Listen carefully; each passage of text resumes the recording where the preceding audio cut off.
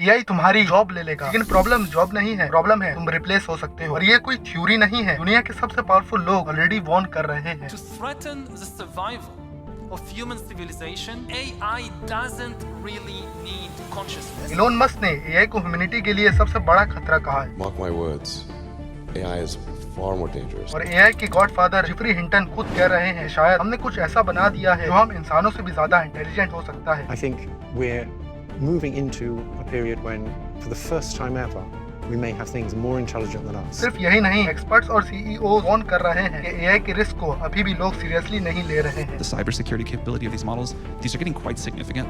We continue to flash the warning lights on this. I think the world is not taking us seriously. सवाल ये नहीं है कि AI powerful है या नहीं, सवाल ये है जब एआई तुम्हारी जगह ले लेगा तुम क्या करोगे। AI slop all over the internet these days. Angela Carter here live. Is getting less sloppy. Disaster. Just kidding. I'm not real. AI has the capacity to make biological weapons and chemical weapons. Tens of thousands of white-collar jobs are disappearing as companies turn to artificial intelligence to do work once done by humans. AI can lead to incredible advancements like medical breakthroughs and boost the economy. Now AI is another more powerful tool, and it's going to be used by those people, for basically really evil purposes. They're just going to lose their job. It's not like there's going to be better service, right? Not necessarily a looming threat this year or even next year, but possibly the year after that, or sooner, because things move so quickly. But I think the development of full artificial intelligence could spell the end of the human race.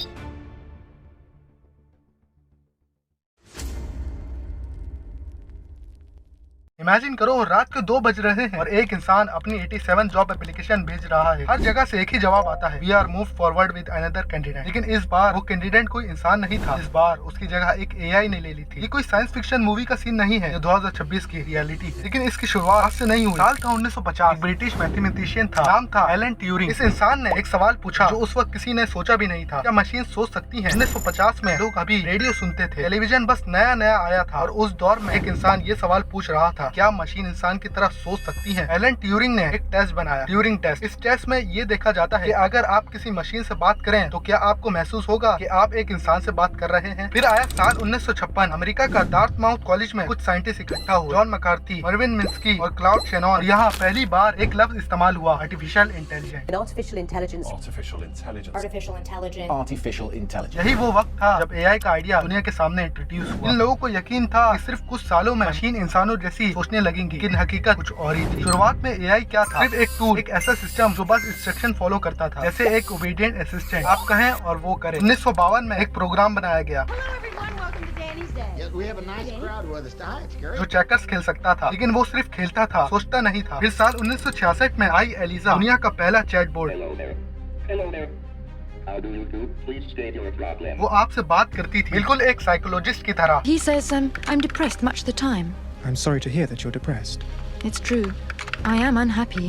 Do you think coming here will help you not to be unhappy? लेकिन अंदर से वो सिर्फ preset rules follow कर रही थी, कोई समझ नहीं थी। 1961 में यूनिमेट, And this is it. Unimate, a machine that can reach out to 7 feet and perform a multitude of tasks in factory or laboratory. पहला इंडस्ट्रियल रोबोट जनरल मोटर्स की फैक्ट्री में काम करने लगा। उसका काम सिंपल था, ऐसे पार्ट्स उठाना जो इंसानों के लिए डेंजरस थे। और यहाँ एक चीज कॉमन थी, एआई हमेशा इंसानों की मदद के लिए बनाया गया। वो हमेशा बैकग्राउंड में रहा, एक असिस्टेंट, एक हेल्पर, वैसे ही जैसे कोई सिंपल सा टूल जो इंसान के काम को आसान बनाता है, लेकिन कभी उसकी जगह लेने के लिए नहीं होता। लेकिन फिर कुछ ऐसा हुआ जिसने सब कुछ बदल दिया, और वो टर्निंग पॉइंट आया 2012 के बाद, जब डीप लर्निंग ने एआई को एक नए लेवल पर पहुंचा दिया। अब मशीन सिर्फ रूल्स फॉलो नहीं कर रही थी, खुद सीख रही थी, तस्वीरें पहचान रही थी, बातों का मतलब समझने लगी थी और डिसीजन ले रही थी। और फिर एक और मोमेंट आया जिसने दुनिया को हिला कर रख दिया, नवंबर 2022, चैट जीपीटी सामने आया। अगर पिछले प्लेटफॉर्म को देखें, नेटफ्लिक्स को 1 मिलियन यूजर तक पहुंचने के लिए सालों लग गए, फेसबुक को महीने लगे, स्पॉटिफाई को भी महीने लगे, इंस्टाग्राम को भी वक्त लगा, लेकिन चैट जीपीटी सिर्फ 5 दिन। जहाँ बाकी कंपनीज को महीने और साल लगे, वहाँ एआई ने वो काम सिर्फ 5 दिनों में कर दिया। और यहाँ एक बात समझना जरूरी है, ये कंपैरिजन थोड़ा अनफेयर लग सकता है, क्योंकि जितने भी कंपनीज थी इनका दौर वो था 2010 के आसपास, जब इंटरनेट स्लो था, डेटा महंगा था और स्मार्टफोन अभी आम नहीं हुए थे। लेकिन एआई वो सीधा उस दुनिया में आई जहाँ हर इंसान के हाथ में स्मार्टफोन था और इंटरनेट हर जगह। लेकिन फिर भी इसका मतलब ये नहीं कि लोग एआई को सिर्फ पसंद करते थे, इसका मतलब ये है कि लोग एआई का इंतजार कर रहे थे, जैसे कोई ऐसी चीज जो उन्हें हमेशा चाहिए थी लेकिन कभी मिली ही नहीं। और अब वो टूल जो कभी तुम्हारा असिस्टेंट था, धीरे धीरे तुम्हारी चेयर पर बैठने लगा है। और ये सब एक दिन में नहीं हुआ। 1956 जब एआई सिर्फ मदद के लिए सोचा गया, 2012 जब उसने सीखना शुरू किया, 2022 जब उसने समझना शुरू किया, और अब कहानी उस मोड़ पर पर आ चुकी है जहाँ से वापस लौटना मुश्किल है। वो जॉब्स जो कभी सेफ लगती थी धीरे धीरे एआई के दायरे में आ रही और सबसे खतरनाक बात ये अभी सिर्फ शुरुआत है।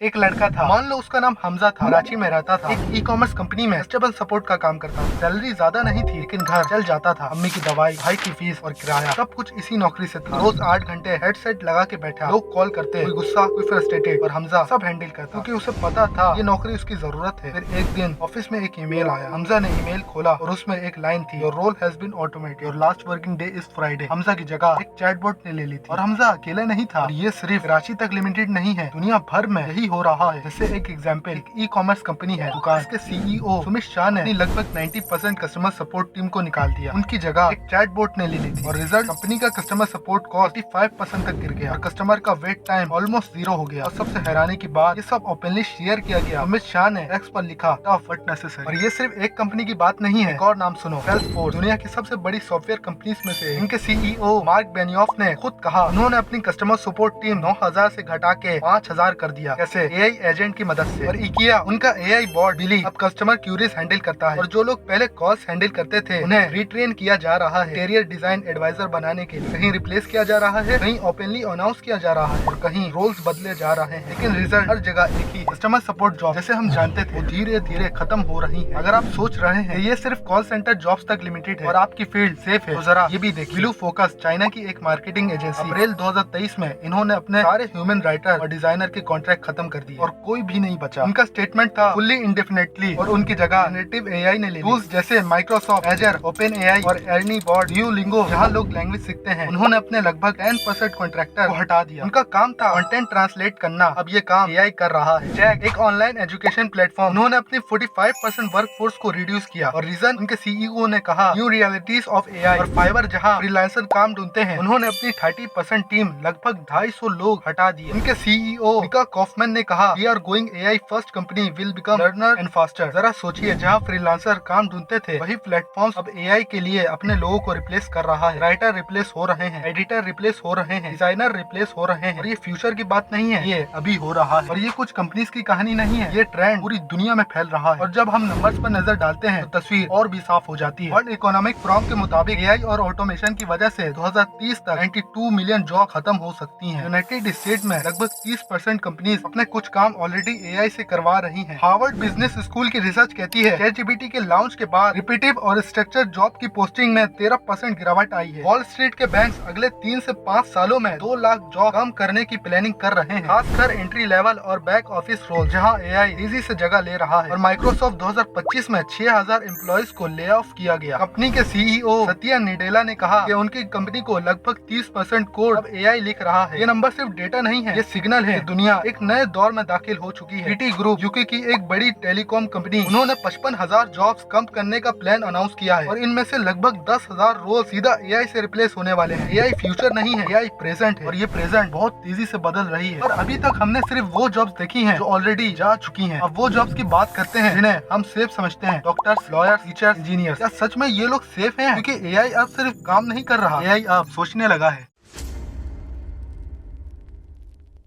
Do you want to destroy humans?